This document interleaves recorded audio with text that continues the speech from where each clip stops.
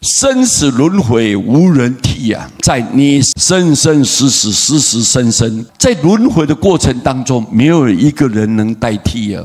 你到临命终的时候，你的孩子不能代替，你的家人不能代替，你的亲朋好友不能代替，你的兄弟姊妹不能代替，你的财富不能代替，你的学问不能代替，你有多大的本事没办法代替，各位对不对啊？没有一个人能够替换的，没有任何东西可以交换。说我现在能不能多延一天、一个月或者一年？没有办法的。勇于面对方时机啊！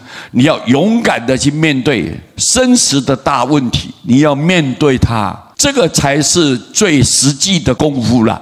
真正有智慧的人呐，真正有这种办事能力，不会浪费时间，能够处理问题的一个有智慧的人。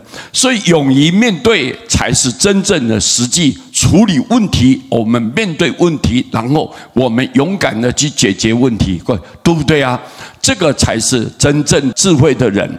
心存善良，悉如意。如果你心存的善良，平常在世的时候，我们都要和好相处，心里面呢很慈悲，非常有同情心。人家需要我们尽可能的协助、关心、帮忙，各位对不对？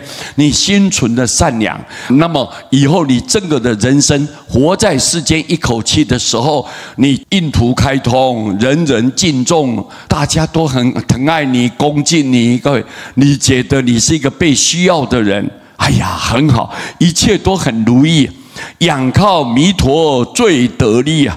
在临命终的时候，只有你念佛是最有力量的。其他的方法，你家里面的大大小小，你的朋友上上下下，怎么样来关心，怎么帮忙，没有用，不得力啊！任何力量都使不上，帮不上忙。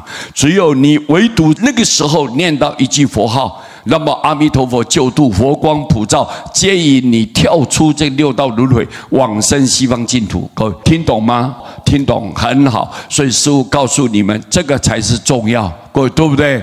好，今天用这一章跟各位大家来结个缘，谢谢大家，阿弥陀佛。